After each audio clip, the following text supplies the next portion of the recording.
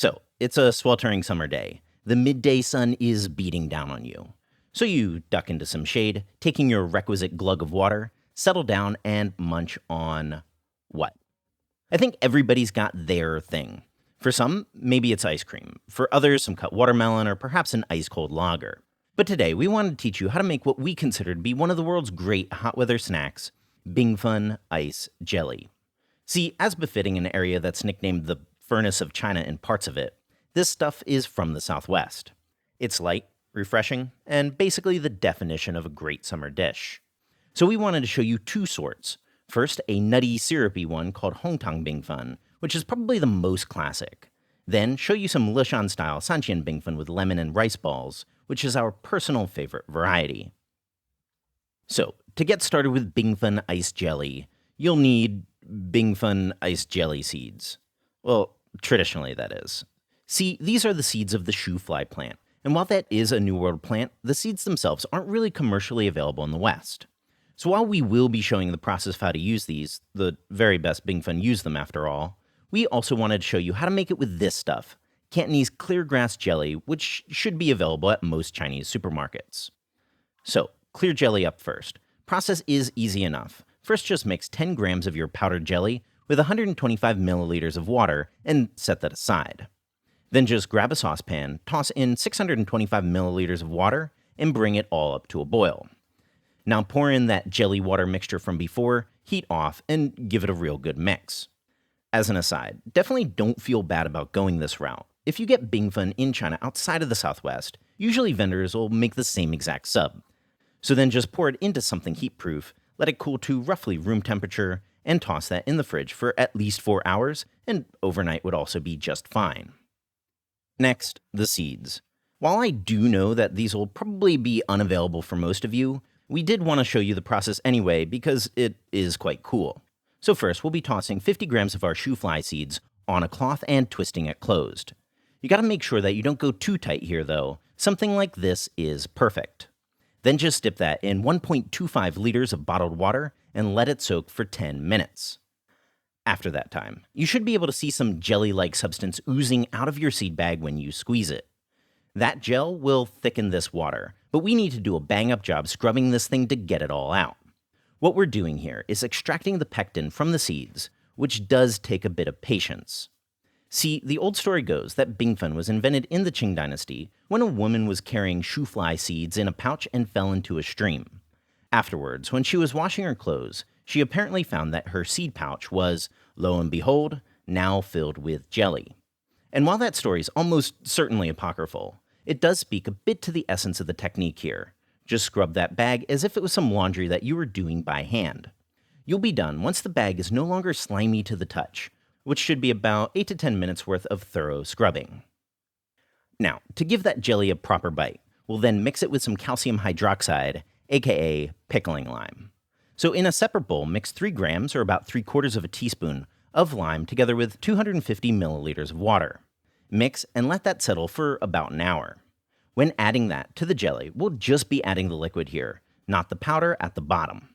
So then, just like the clear jelly, we can now toss that in the fridge for at least 4 hours, and overnight is also perfect. So next day now, let's take a look at our Bingfens. Now, most obviously, the one on the left made from the seeds has this really distinctive yellowish color.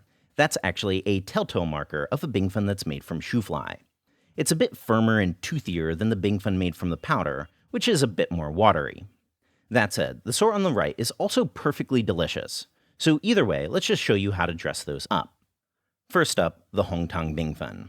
There's a number of different directions that you can go with these toppings, but these days you'll usually find some rice cakes in the mix.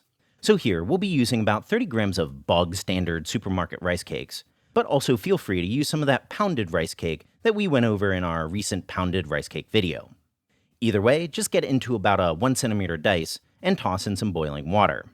Blanch for about 30 seconds, toss in some cool water to stop the cooking process, and strain that thoroughly. Then move it over to a bowl, mix it with about 3 tablespoons worth of toasted soybean powder to thoroughly coat, and that is good to go. Then of course, this Bingfen also needs its namesake, the syrup. This stuff was made from 60 grams of dark brown sugar, 30 grams of rock sugar, and 180 grams of water. Just cook all that over low heat for about 10 minutes, or until the sugar's completely melted and thickened slightly. Then besides that, we've also got some watermelon cut into 1-inch cubes, some toasted peanuts, lightly pounded in a mortar, a bit of toasted black sesame seeds, and a few raisins to finish it off. So to a bowl with 250 grams of your Bingfen ice jelly, toss in 2 tablespoons of the rice cake, 1 tablespoon of the toasted pounded peanuts, a half tablespoon of the toasted black sesame seeds, about 12 or so raisins, a quarter cup of your watermelon cubes, and top it all off with 5 tablespoons of syrup. And with that, the nutty, syrupy Hongtang Bingfen is good to go. Next up, the Leshan-style lemony Sanxian Bingfen, which is not only our personal favorite, but also probably a bit easier logistically to whip up at home. To give this one a bit of texture though, it'll need some of these sticky rice balls. Now, you should be able to find these in the frozen section of your local Asian supermarket. But if not, we've also got a quick recipe for how to roll these guys yourself down in the description box. Assuming that you're working with a frozen sort though, just dump them into some boiling water. No need to thaw, and let those boil. Once they're floating, swap the flame to low and cook them for another 2 minutes, then remove and toss in some ice water until you're ready to serve.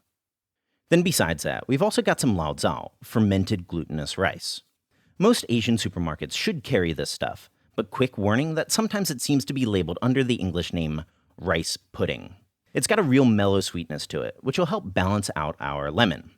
So, 250 gram bowl of Bingfen again. First mix a teaspoon of sugar into a tablespoon of freshly squeezed lemon juice and add that to the Bingfen.